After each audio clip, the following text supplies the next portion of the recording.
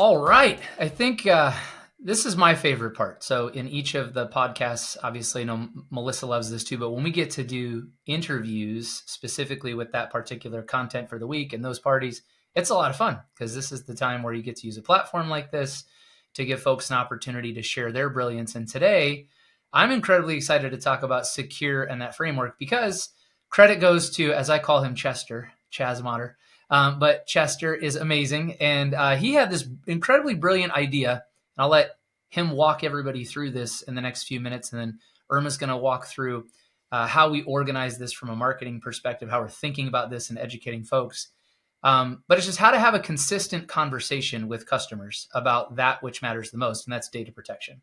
And we really struggled, I think, for a while as an organization to understand, or I guess I should say, how to articulate to our customers what we meant, right? It wasn't about products and technology. It was about getting to the business outcomes that they seek. But you have to talk about the nuances to each technology because they do some or part, but they don't do all of it. And so you need that layered approach. And Chaz did an incredible job.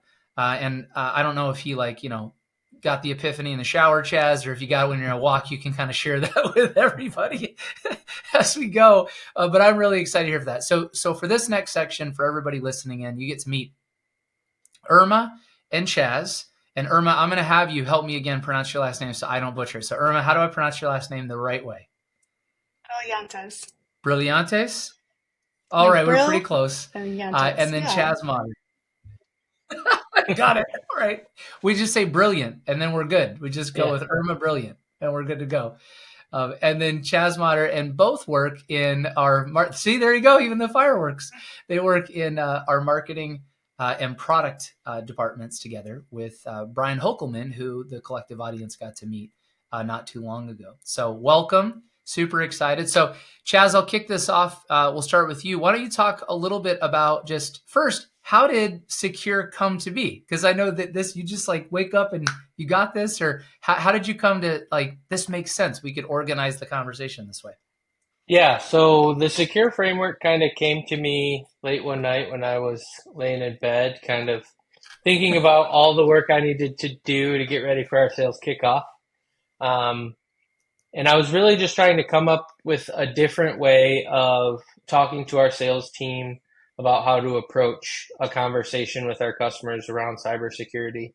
And I'd been doing a lot of research and noticed how much information there is out there on the web about cybersecurity. There's tons of frameworks, there's tons of products, there's buzzwords. And really, I wanted my sales training to be different than it's been in the past and get away from the technical and really talk about problems and solutions. And I was trying to think of an acrostic that could encompass what I was trying to do. And I thought secure was a great word to start with, and it kind of built off of it from there. I've always loved word games. Me and my wife play Scrabble all the time.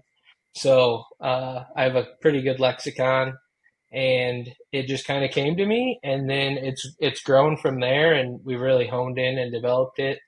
And the whole idea is for our sales team to have great conversations with our clients that can really lay out a framework and a plan for meeting them where they are and taking a crawl, walk, run approach to building a defense in-depth cybersecurity strategy. Very cool. All great ideas seem to come in those moments that you weren't thinking, right? Like laying in bed or going for a walk or taking a shower. Something all of a sudden, it's not when you're sitting at your desk in front of a PowerPoint show trying to put something together. No, the harder you try, you're like, I feel dumber. I'm not coming up with good ideas right now. Exactly. I totally get that. And Irma, for you, your role in this is cool, right? This has opened up more opportunity for you within your role to get to narrowly focus in on bringing that initial phase of what Chaz developed into how are we messaging this to the broader market?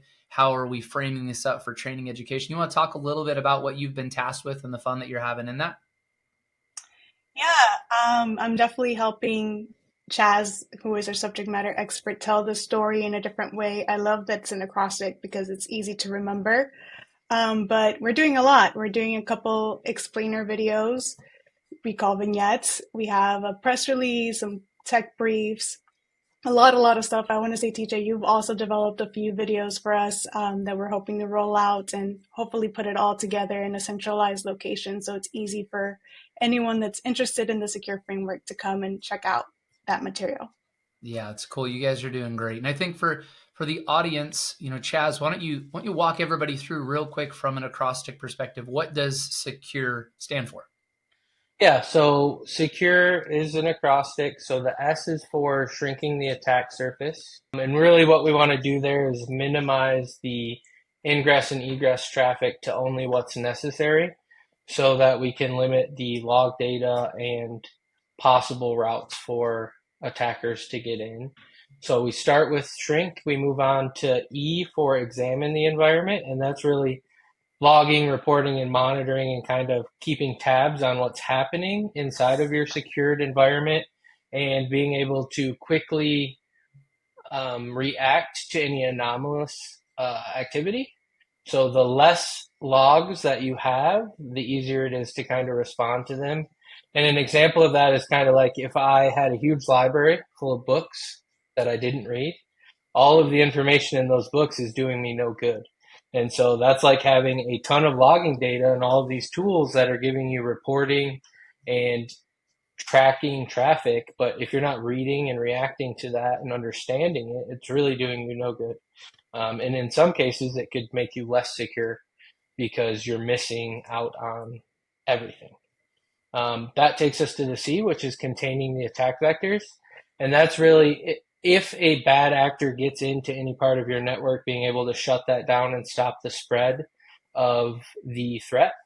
So we want to contain that. And that leads to U, which is undo the damage. So whatever data was infected, you want to have a good backup strategy around that with an immutable copy that can't be changed. A lot of attackers today are not only going after your production environment, but they're also targeting your backup. So once they're in and they've encrypted your production environment, they're going in and deleting your backups as well. So you don't even have a good recovery point.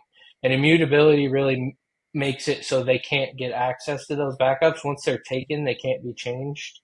That leads us into R for recover.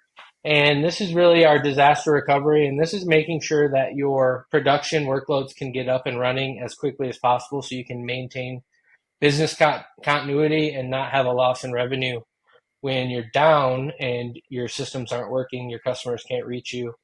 You're kind of dead in the water there. So you want to have a disaster recovery strategy that can get your production back up and running in an offsite location while you undo the damage that was done to your production environment and kind of analyze what's happened. After we recover, we want to be continuously evaluating our business continuity plan, all of the tools that we have in place, and taking incremental steps to increase our security posture over time. That could be training your employees. That could be doing dry runs of what would we do in the event of a bad actor getting in or some type of ransomware event. You want to know ahead of time who's doing what on what timeline, how you're communicating. Trying to figure all of that out in a crisis scenario just delays your time to recovery by a ton. If you've already done a dry run, everyone knows what they're going to do. They're really crisp. You're going to take care of those threats very quickly and get your business back up and running fast so you limit your exposure. That's good. Thank you very much, Chaz. Yeah, I think you hit the nail on the head at the end there, right? Where it's you want to be prepared in advance. You don't want to be thinking about these things when you're in the throes of trying to put your core services back online and meet your customers' expectations, and you're already in the throes of something that's not great, in that moment.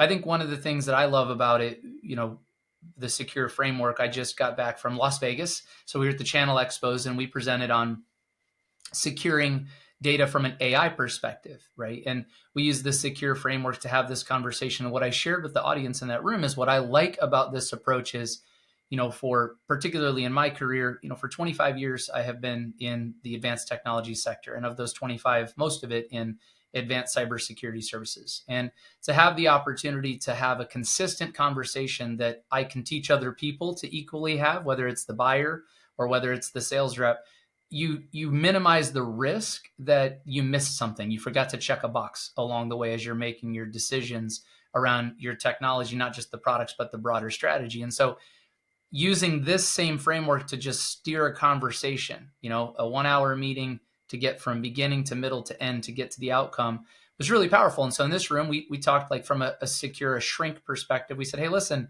first, it just starts with what data sets, like what data fields should you capture? What shouldn't you capture? What kind of data should be going into your training data sets as you ready the large language models and you look downstream for how you want to be using that?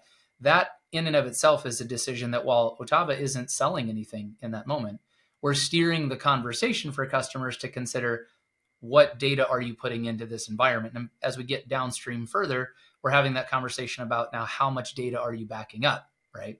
And so here we're able to still add value to a customer that they're not buying AI from us and we're not doing the AI work, but we understand it. And we can have that conversation about what considerations are you putting into your architecture and what data matters to you, what you're protecting. And again, we're still using the secure framework to steer that. So I like that it's a great way to have a consistent conversation and meet everybody where they are at, whether it's somebody that you're working with as a partner and their customer, so our subtenant, whether it's the direct customer, the buyer, if you're teaching and doing an education for them, marketing from Irma's perspective, right? It's able to consistently get the message out the same way and tie it back to a consistent framework. So I think you hit a home run, Chester. So great job with this. I'm really excited, and it's a lot of fun to see how much dividend it's already paid with people. And we got feedback from customers at the expo, like, this is awesome. This is a really great way to understand what portion of our conversation we're in and what our buying criteria or consideration criteria, should be in. So it was great. Good job. Really, really good job. I love that it's grown so much. Really, when I developed it, I didn't think it was going to become such a big thing. It was really just a way to communicate internally to our sales team on kind of how to have a conversation and what you should be talking about. It's really grown, and it's awesome. I really love that it gets us away from selling a specific technology or product or widget and really diving into what the customer is trying to accomplish at the end of the day. So often in the technology field, you hear buzzwords and people think they need this new hot thing, but they don't really understand what it means to implement it and for it to be successful, right? You can turn up any product you want, but if you don't have a good strategy behind how it's going to work and how your team's going to use it, it really does you no good. 100%. Great feedback. Well, so Irma, we have some events coming up and opportunities for folks to plug in, whether it's, in the know and some of this content tied to that, so why don't you take a few minutes and help educate folks on what do we have coming up? Where can they plug in? And ongoing, where can they go collect more information on an asynchronous basis? And I'll hand it over to you. We are hosting webinars with partners such as Trend Micro, Veeam, and Fortinet. Each partner will discuss individual, letter, or two of the S.E.C.U.R.E framework and the potential strategies that lie within it. You can find the full list in the description below. Looking forward to getting people to attend and learn more. That's great. Well, thanks. Well, yeah, so for those of you out there that are following us and hopefully, you like and you share for different reasons, whether it's culture or leadership or, business conversations, technical nuances that we dig into, we appreciate it. This particular portion of our segment is one of my favorites. Like I said earlier, I really enjoy the opportunity to put center stage those folks that represent the intelligence and insight within our organization that are contributing to your success outcomes, right? And we happen to marry the technology or the product sets to the business issue to get that. But the reality is it really is a consultative discussion that separates the difference between buying the same technology from OTAVA and the same technology from another competitor. And you're like, well, what's the difference? And it's this moment here where you get to meet the people behind the scenes that are really thinking about, hey, how do I help the business, the buyer that is doing this really understand what we intend from it? Because anybody could solve and just sell for a product and say, congrats, you got backups, or congrats, you got disaster recovery. But does that actually meet relative to your objectives and what you're trying to accomplish? So I love this segment. I think, Chaz, you did an awesome job. Congratulations on S.E.C.U.R.E. We're incredibly grateful. And that credit goes to your beautiful, brilliant mind. And Irma, thank you for your leadership and what you're bringing to bring this to life in the market and really put a more sophisticated brand around that. It's really fun to watch the two of you growing in this season of your career and accelerating this forward. So we benefit from your brilliance. So, well, for those that are tuning in, look forward to the next segments. We'll talk about this, but really excited to spend some more time digging into S.E.C.U.R.E in the coming weeks and some other conversations that we have. Look for our vignettes that Irma's talking about. We'll keep publishing those out and advertising for you to be able to get connected and sink in. And give us your comments in sections like this about where you'd like us to dig deeper so that those folks in our product and our engineering group can develop additional content or give greater insight, to that. So we appreciate it. Thanks, Chaz. Thanks, Irma, for plugging in. You bet. Thank you. Thank you. Appreciate it.